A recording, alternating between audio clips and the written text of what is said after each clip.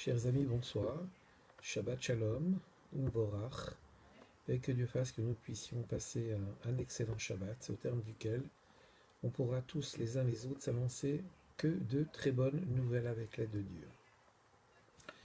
Donc ce Shabbat est un Shabbat où on devra lire deux parashiot, Tazria Metzora. Alors bien sûr, à partir d'un Chumash, on ne va pas faire autrement. Il ne faudra pas oublier également de lire la paracha de Rosh Chodesh ou Vayom à Shabbat. C'est la mention de Rosh Chodesh qui inclut ici Shabbat. Voilà. Et donc c'est un Shabbat, le premier Shabbat du mois de Iyar. Notons que le mois de Iyar, on sait que c'est Ani Hashem Rofecha, ce sont les initiales. Iyar, ça s'écrit également Aleph, Yud, Yud, Resh. Ce sont les initiales de nos Avot et de nos Immaot. Aleph de Iyar, c'est Abraham. Yud, et il y a deux Yud dans Iyar, c'est Yitzhak et Yaakov. Et le Resh de Iyar, c'est le Resh de Rachel, Rachel Imenu. Voilà, nos Avot ont été ce qu'on appelle une Merkav al Hashem, c'est-à-dire que leur seule et unique volonté, c'était de se fondre dans la volonté de Hashem. Et la spécialité de Rachel Imenu, c'était son Messirut Nefesh. Elle a accepté de ne pas se faire enterrer à côté de son mari, Yaakov Avinu, juste pour rester en chemin et implorer Hachem pour que les enfants partis en exil reviennent. Donc Rachel Imenu, c'est l'exemple du Messirut Nefesh. C'est l'exemple de la maman juive qui est prête à tout sacrifier pour que les enfants, les descendants puissent bénéficier de bénédictions tout à fait élevées.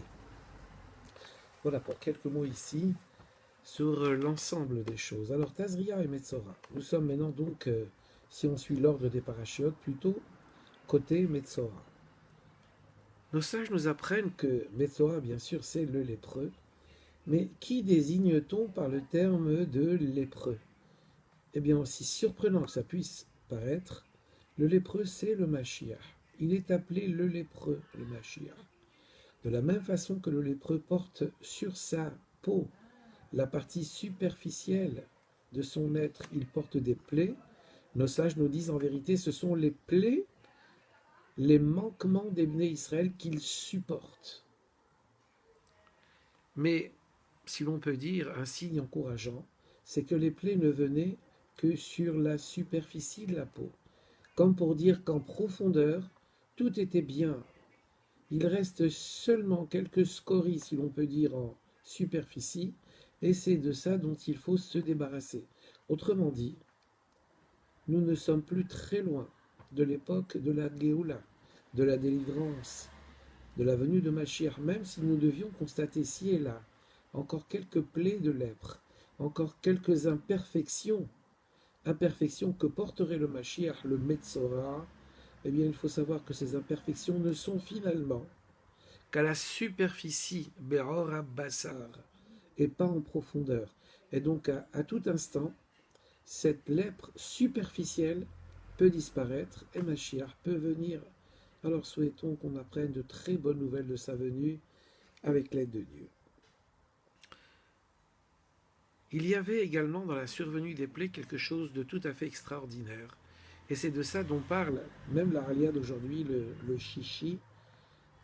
Le Shishi, la sixième montée, nous parle du fait que les Bnei Israël arrivant sur leur terre, il leur sera annoncé que des plaies se trouveront dans les murs de leur maison et que ce faisant, ils devront détruire leur maison pour en extirper les pierres qui étaient lépreuses. Et le Rambam d'expliquer qu'en vérité, la survenue des plaies était la suivante. D'abord, les plaies apparaissaient sur les murs de la maison. Et comme on l'a dit précédemment, si la personne faisait tchouva, la plaie disparaissait. Sinon, les plaies apparaissaient sur les vêtements de la personne. Si la personne faisait tchouva, tout allait bien. Sinon, si elle ne faisait pas tchouva, les plaies apparaissaient sur elle, sur son corps. Alors, nos hachamim nous disent, on pouvait voir dans la survenue de ces plaies ou un protocole tout à fait naturel en se disant, ben finalement, c'est une maladie dermatologique, ces plaies. Et voilà comment elle se passe, comment elle avance. les murs, les vêtements, la personne. Et c'est comme ça qu'on peut se méprendre finalement. Ça, c'est une façon non juive de voir les choses. La façon juive de considérer les choses, c'est d'y voir précisément Ot ou Pélé, comme dit le Rambam, c'est un signe particulier, c'est Pélé, c'est une sorte de merveille qu'Hachem fait pour avertir la personne que faire du Lachon Hara, de la médisance, c'est pas bien, et que si la personne s'amendait, amendait sa conduite, eh bien, grand bien lui en prenait à cette personne-là. Eh bien, c'est ce qui est mentionné par le fait que les Bnei Israël, quand ils détruisaient les murs de la maison, trouvaient des trésors. Donc, à faire Teshuvah, eh bien, on arrive, grâce à Dieu, à inverser cette force que la parole a, au lieu de la laisser sur un versant négatif, cette force de parole, on la transfère dans un versant positif. Donc la personne qui avait fait Teshuvah trouvait finalement en détruisant cette maison-là un trésor. Donc la finalité des plaies, c'est bien le trésor qui en résulte. Alors un trésor, ça peut être un trésor de plusieurs natures, mais le trésor principal trouvé, si l'on peut dire, c'est qu'on retrouvera précisément une force de parole qu'on va réhabiliter. Et donc il y a deux façons de considérer les plaies, où on va dire, comme on vient de le mentionner, que c'est une survenue naturelle, presque qui ressemble à une épidémie, ou alors qui ressemble à un traumatisme de dermatologie, pardon. Eh bien, nous, les Hachamim nous disent qu'on ne réagit pas comme ça. On y voit donc la main de Hachem, et dans la survenue des plaies, d'abord la maison, ensuite les vêtements, et ensuite la personne, et la personne en était donc avertie. Il y a ici un signe venant de Hachem. Eh bien, les Hachamim nous expliquent qu'en vérité, c'est comme ça que nous, Béné Israël, qui sommes appelés Mahaminim, Béné Mahaminim, des croyants, fils de croyants, tout ce qui se passe dans le monde, nous l'attribuons à Hachem. Et nous savons pertinemment que tout ce qui s'y passe, même si les choses apparemment semblaient difficiles, et la situation que nous vivons, non seulement elle nous semble difficile, mais elle est difficile. Mais nos Hachamim nous demandent de considérer que toute situation est le fait de Hachem. Parce que rien ne peut échapper à Hachem, et que rien de mal ne peut venir de Hachem. Et donc forcément, derrière toute difficulté, derrière les plaies dont parle la paracha, il y avait un trésor, le trésor que trouvaient les Bnei Israël. Et derrière toute difficulté, en vérité, s'avérera une grande richesse que nous aurons trouvée. Et donc c'est la façon juive de considérer les choses. Et il y a un mot qui représente tout à fait cela, c'est le mot mikre. Pour dire le hasard, en hébreu, on dit mikre. J'ai rencontré cette personne par hasard. Ce qui m'arrive, c'est par hasard. Les plaies, c'est par hasard. C'est plutôt une affection dermatologique qu'autre chose. Si on veut dire que tout ça, c'est mikre, c'est par hasard que ça vient, nos Hachamim nous font remarquer que les lettres du mot mikre, qui veut dire par hasard, sont les mêmes lettres que l'on emploie pour faire deux mots. Rak, mais Hachem. C'est seulement de Hachem. Ce que certains appellent la nature, appellent ça mikre, appellent ça un hasard. Nous savons que ce hasard, il n'est dû que à Hachem et à personne d'autre, et à aucune autre circonstance que Dieu lui-même. Rak, mais Hachem. Eh bien ça, c'est la façon juive de voir les choses. Et même si on allait, par exemple, considérer la pousse d'un arbre, ce que donnerait la terre, la production de la terre, eh bien tout cela, même que c'est inscrit dans un ordre naturel, si on met une graine dans la terre, elle va subir tel et tel processus, après ça va germer et ça donnerait une belle récolte.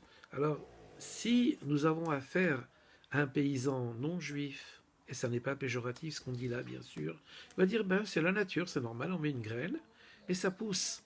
Mais la façon juive de considérer les choses, ça va être de dire mais quelle merveille que Dieu a faite en faisant en sorte que, et finalement si ça pousse, d'ailleurs on dit qu'il y a un malach, un ange, qui préside à toute la production.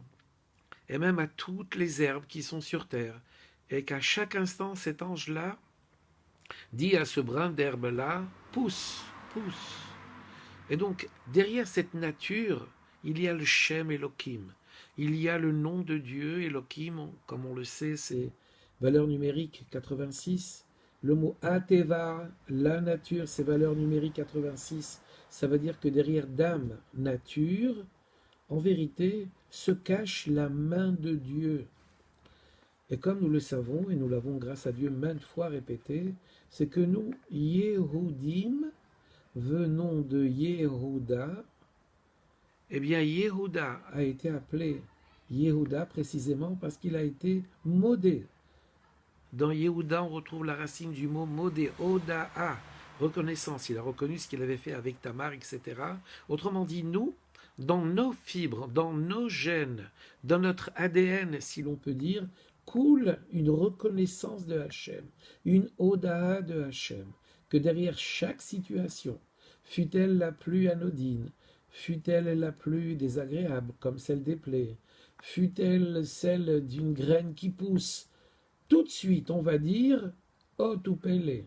Ça c'est la main de Hachem qui s'occupe de la nature, parce que nous sommes à minim, bné minim, des croyants, fils de croyants, et même si la nature semble mettre un voile, nous savons qu'en poussant le voile, on trouve la main de Dieu.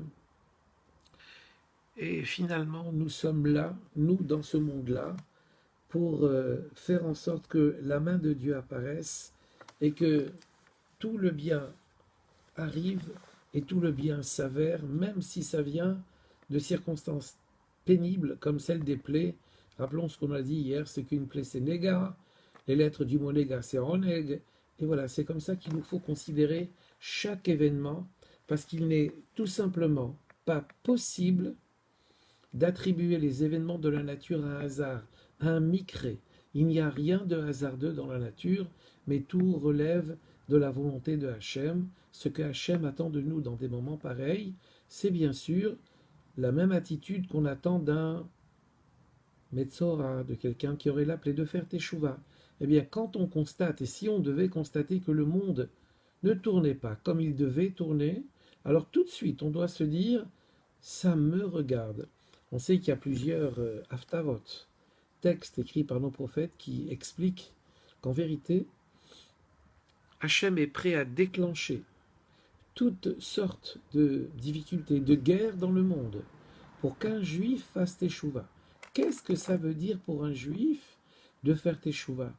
Ça veut dire de reconnaître que derrière chaque incident, que derrière chaque événement se cache la main de Hachem. Et nous sommes là, Béné Israël, nous les Juifs, nous sommes là précisément pour souligner que tout ne vient que de la main de Hachem. Et en vérité, plus que ça, nos sages nous disent. C'est pas que nous devons souligner que tout vient de Hachem, bien sûr, mais nous-mêmes, la pérennité du peuple juif dans la difficulté, dans l'exil, malgré tout ce que nous avons traversé, et voilà, nous sommes là, eh bien, nous sommes la signature de la persistance de Hachem dans ce monde-là. Il y a une haftara où c'est marqué Ram Zu Yatzar Tali. Ce peuple-là, je l'ai créé pour moi. Tehillati Saperu.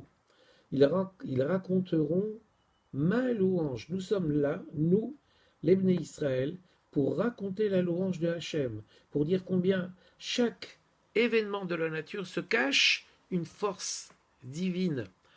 On sait par exemple ce qu'en dit le Baal Shem Tov, si une feuille tombe d'un arbre et tournoyée tant et tant de fois, c'est finalement pour pouvoir se poser sur un ver de terre qui aurait besoin d'être couvert à ce moment-là.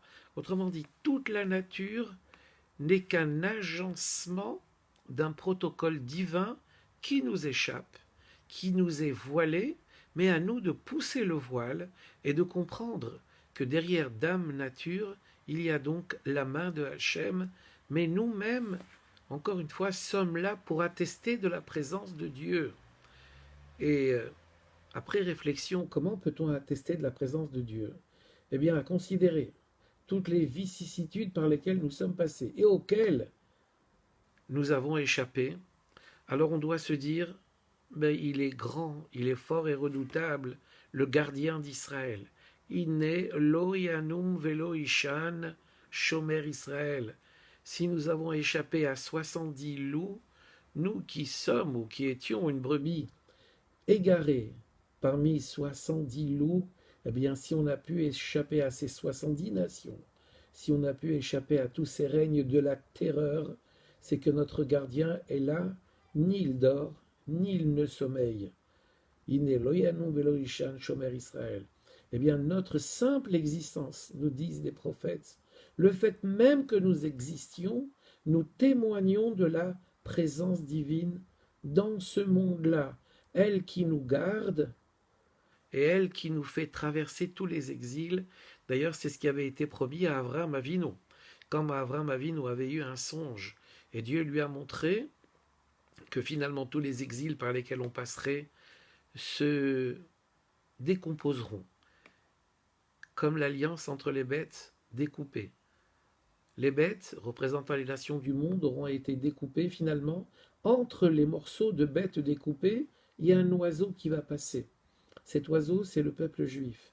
C'est-à-dire, alors que les nations iront en périclitant, nous, on passera au-dessus et chaque fois, on s'en sortira indemne. Et c'est ça qui est marqué dans les Télim. Mataru venafalu, eux sont tombés, vanahnu kamnu vanitrodad. Et nous sommes là, et nous avons résisté à tout cela.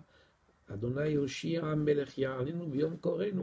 Dieu nous a entendus au moment où on l'a appelé. Donc en vérité, voilà, au travers de ces plaies qui arrivent dans les maisons, et au demeurant, on pouvait penser que la plaie était compliquée. Mais voilà que la paracha nous apprend qu'en détruisant les maisons, eh bien on trouvait un trésor. C'est-à-dire qu'à chaque situation difficile, ce qu'à Dieu ne plaise, il faut s'attendre à trouver un bien caché.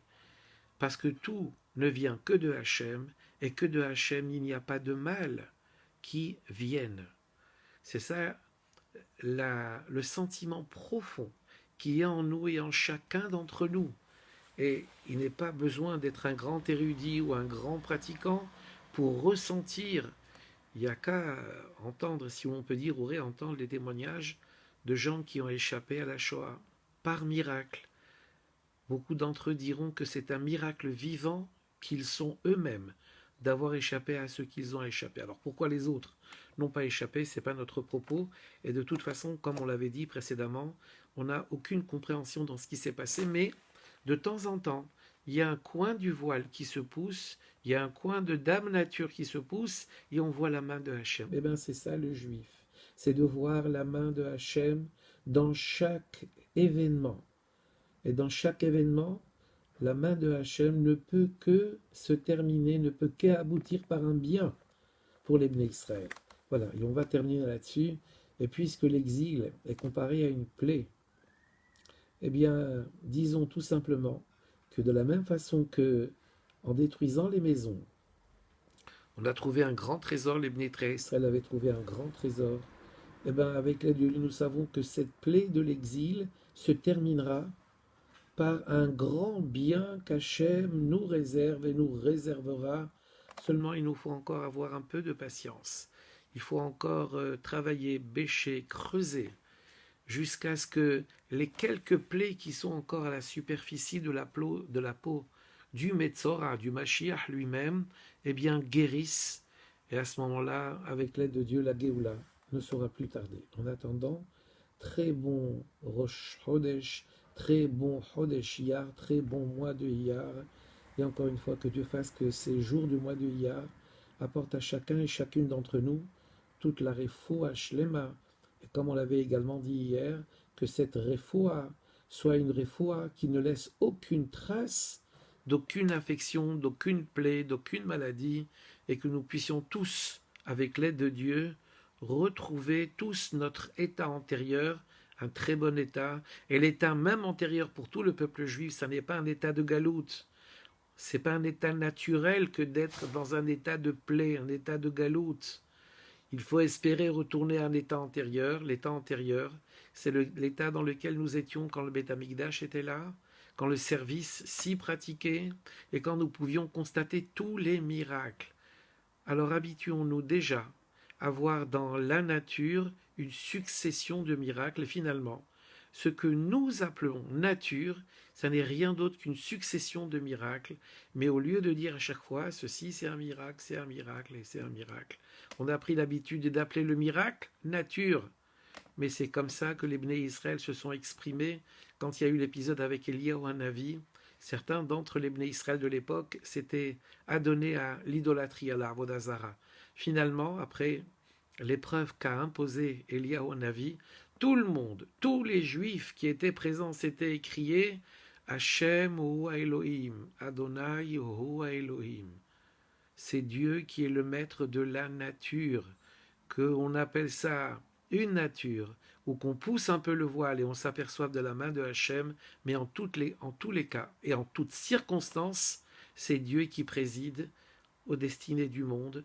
Alors faisons-lui bien sûr confiance avec toute la émouna dont nous sommes animés, et nous verrons que de la même façon que nous avons été délivrés d'Égypte et de toutes les situations, grâce à la émouna, grâce à la confiance en Dieu, c'est sûr que nous serons également délivrés de toutes nos difficultés, de cette galoute, de cette fin de galoute, de cette fin d'exil, grâce à notre émouna.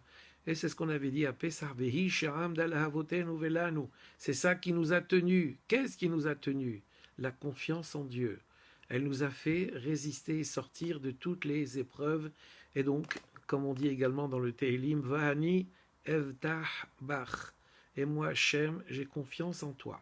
Eh bien, moyennant cette confiance-là, Hachem nous retournera tous les biens contenus dans toutes les difficultés, mais souhaitons que nous ne connaissions aucune difficulté et que le bien nous arrive dans une dimension où on dira même Hachem, tu nous as trop gâtés. Il y a une expression dans nos sages qui dit